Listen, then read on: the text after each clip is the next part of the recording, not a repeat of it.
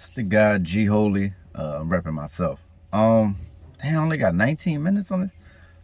All right, so this is gonna be a short-ish conversation. This is the first God hour.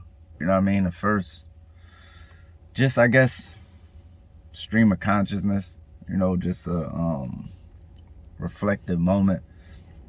Teaching moments. Philosophical times that I like to have dolo with people I love.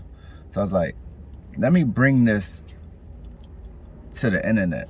You know what I mean? Because I got tired of thinking about like how I'm gonna do it, you know, how people gonna receive it, you know, how it clash and intermingle with how I'm presenting myself. Otherwise, it's like, you know what? Let's just go. You know what I mean? So I was thinking about this in the shower, right? Like the biggest Jedi mind trick ever, all time. You know what I'm saying? I want everybody to just chill, relax. This is not the place where you come for nothing but relaxation and enlightening words. That's it. It's just that's that simple. So if you ain't chilling, chill. If you if you like, yo, get to it, skip through or something, because we talking, right? I got 20 minutes. The biggest Jedi mind trick in the entire world ever, all time, was separating you from God. Like, once people, we'll just say people, was able to separate you from God, they personally took control over you and your mental and the way you perceive life and the things around you. So they'll make you feel small. They'll make you feel insignificant. They'll make you feel like, you know, a really minute thing in the grand scheme of creation. And that's not true at all. Like, that couldn't be the furthest from the truth. So I compare it to, like, don't you know how, all right, so you got the CEO at the top of a company. You got all the executives and the corporate people, right? And then you got management on the ground level, and then you got the people who work under them. That's a company. That's like 99% of companies in America, right? The biggest Jedi mind trick is, if you work for McDonald's, walk with me. If you work for McDonald's, that if you're the cashier, you're the least significant piece in the whole puzzle. And on a financial level, that would be true. Like, you didn't put in on the burgers. You didn't put in on the marketing. You didn't pay to get Michael Jordan a part of the campaign. On a financial level, you didn't do anything. But when I walk into a store and I want some McDonald's, who am I talking to? Am I talking to Michael Jordan? Am I talking to the people who came up with marketing, who came up with Ronald McDonald? Am I talking to the people? No, I'm talking to a person who can hand me a sandwich. That's it. When I go into McDonald's, you know, my relationship with McDonald's, I don't go on McDonald's, first of all. Let's be clear. But when I did used to go on McDonald's, my relationship with McDonald's was, let me get a burger, homie, hand me a burger, and I leave. I don't. So what I'm saying is, the significance of that transaction is everything for McDonald's. It's everything for McDonald's. Nothing happens at McDonald's or with McDonald's. McDonald's makes no money if nobody stands there and hands you a burger, right? So walk with me. So as the person at the counter, right? You would be the person at the counter for God, right? As the person who's the living, breathing God, having God experiencing itself through you, you let them Jedi mind trick you into you just the cashier. No, the cashier is the entire thing. You are the entire thing. There is no need for creation, for the creator without the creation. So if God made you, you made God. It's the same thing, right? When you become a father, your son made you a father, and the father is made by the sun. There's no such thing as a non-symbiotic relationship in nature. That's not a thing. So your relationship with God should definitely be one of respect, but not to the point where you're looking at God as something outside of yourself or even greater than yourself. God is nothing greater than you, right? Because you're a refraction of the ultimate creator, right? So I'm saying the creator is looking in a mirror and it needs you. Now, the way you would say, yo, I'm insignificant is, oh, it's 7 billion other versions of God on this, it's 7 billion other humans. I can see you saying that from that level and standpoint, but anything other than that, if you wasn't needed, let me tell you about the laws of nature, the rules of the universal law, right? Soon as something not needed is getting rid of. It's like you never heard of extinct animals. If you wasn't needed, even though it's 7 billion people on the earth, if you wasn't needed, you wouldn't be here. Wouldn't be no the plan for you would be over, right? Like if it's all divine, then if you here, then that's divine too. It's like people be kind of confused. They'll tell you what's divine, and then they'll actually not pull through with it when it doesn't serve the narrative at the time. So if everything is divine, then I'm divine, and like all my actions is divine, right? So if God knows everything, every single thing, God knows this, that, and God is omnipresent to the fullest, then I can't do nothing that's not divine. You know why? Because I'm God. If that don't make sense to you, let me break it down a little bit further, right? You as a soul, right? Like a portion of the oversoul. It'd be like if we had an orchestra, right? This is your importance, right? If we had an orchestra and we planned on, which is like God's plan, we planned on everything sounding great musically because we've been practicing this for a long time. Even though an orchestra is 120 people, if one person don't show up for the orchestra, it's all fucked up. it's totally off. One person can't not show up for the orchestra, even though it's all these instruments going off at the same time. If one person don't come, it's going to dishevel everybody, and everybody's going to be scrambling to make up that energy. And then somebody's either going to have to replace that person, or it's not going to sound the same.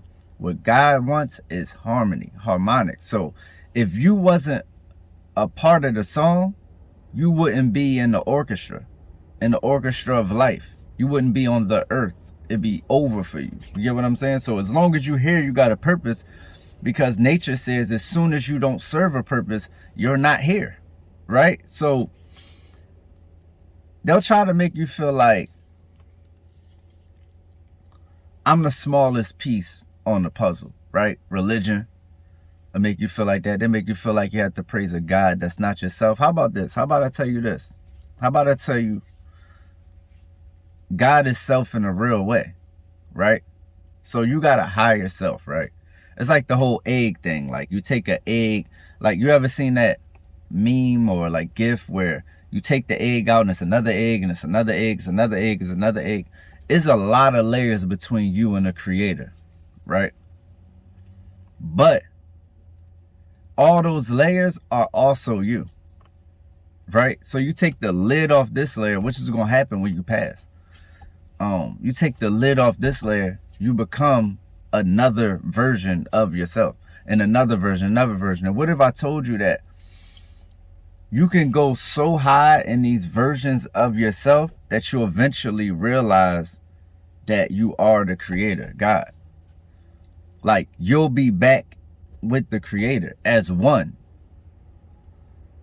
You will experience life as the creator, but you won't even know it because you are the creator. This is what I'm saying. The levels between you and God is all just the levels between you and yourself. So if you got a higher self, a higher self, a higher self, a higher self, the creator is your highest self. It's still self though. There's nothing in God's creation that's not God.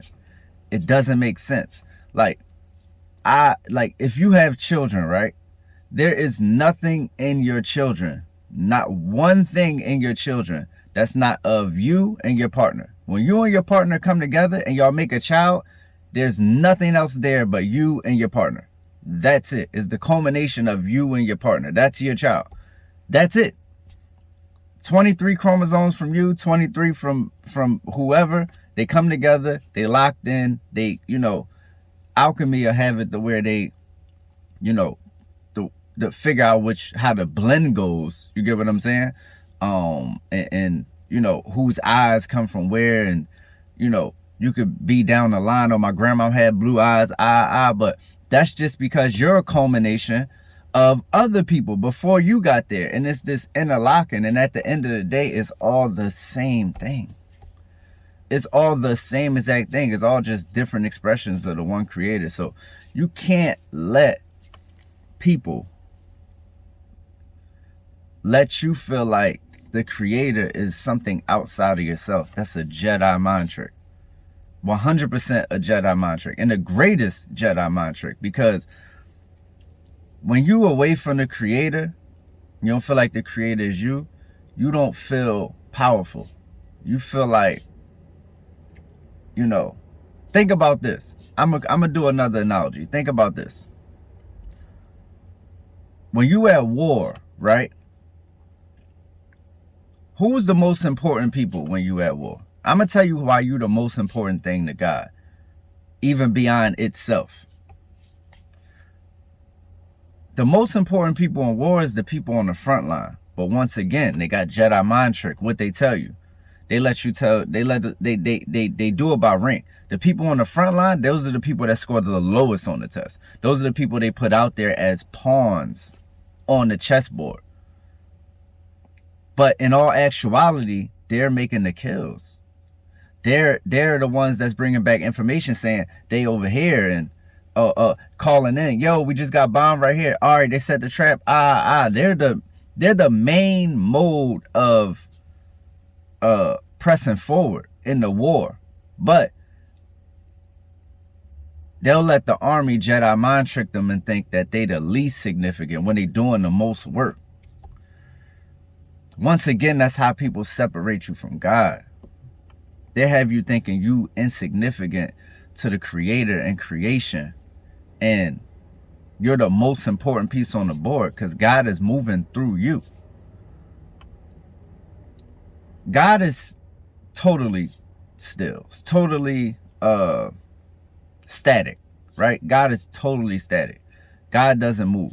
God has, you ever seen a boss do work? This is what I'm saying. The creator is the ultimate boss. The creator don't do work. You do work. But just like when you work for a company, if you work for, let's say you work for Dream Awake. You work for Dream Awake. I work for Dream Awake. You got a cousin that you pulled in that works for Dream Awake. We all work for Dream Awake. We wear this same shirt and we go to the same place every single day. We're on the same team. Guess what? So would the person who made it up. I'm just saying that to say, what do that mean? That means we all working as one, no matter what position. It's just that I'm a moving part and the boss get to sit and chill because it's the boss. But that don't make me no less important to the plan that the boss had, because without me coming in and wearing my shirt and doing my part, the boss has nothing. Without you, God is or has nothing. God has nothing without you. God is nothing without you at all. Not in the least. How can you be a creator with no creation? If we only call the creator God the creator because it created us, and we was able to speak back to it and say, thank you for creating us. Other than that, it wouldn't be a creator, though. You get what I'm saying? Like, even if it made us, let me not go that deep. See, these streams, I'm trying not to go too deep, because one, I'm gonna do, like, you know, lectures at some point, you know what I mean? And then two, I try to keep it like surface level so anybody can get it, right? So I don't want to, these ain't gonna be like too deep until I figure out that people could go that route, right? So if you make something, right? So look, let's say we're talking about Leonardo da Vinci, right? Why is Leonardo da Vinci famous? Leonardo da Vinci is famous for his works. He's created things, he's invented things, he's done. So his works are the reason that he's revered. You are the work of God. You are the reason that God is revered, because it made you. Now take the accomplishments away from Leonardo da Vinci. Who is he? He's just a guy that's one of a bunch of guys. His life would his legacy would live in oblivion. You get what I'm saying? It would be void. It's not there. There's nothing there. So you take you, the creation, away from the creator. What's there? Nothing. There's nothing to revere. There's nothing. I think you think God was chilling, doing some other shit, and made you. Like, you get what I'm saying? Like, along the way, like, yo, no, you are the full plan. There is no plan for God outside of you and everything on the earth. The only thing that God made was the universe, or the multiverse, whatever you want to call it, the space that we dwell in, the space that we, you know, came together in as mind, body, spirit complexes, right? So this is the only thing. This is God's grand work. And guess what? You are one of only like 7 billion people to have it. So I'm saying, from that perspective, you could say, damn, I'm a large part of this thing. I'm not insignificant at all. I'm a huge part of this. And the proof of that is that I'm still here. And the other proof of that is I'm an individual. The fact that you're an individual means you have an individual purpose. That means you have a job directly from God. God gave you a job. Think about it. You trying to get a job. You filling out applications on earth. No. You was born with a job. You here for a reason. So don't let people tell you, you know, you got assigned a mission by the Creator God directly. You got a call from the boss. Yo, I need you. All right, cool. Boom. Coming to earth. Got you. You a hitman. You get what I'm saying? You're the specialist. You could have came here as anything. You came here as the most complex being there is on the most powerful being, the most capable being on the entire face of the entire space. Right? And you the grand, the most grand thing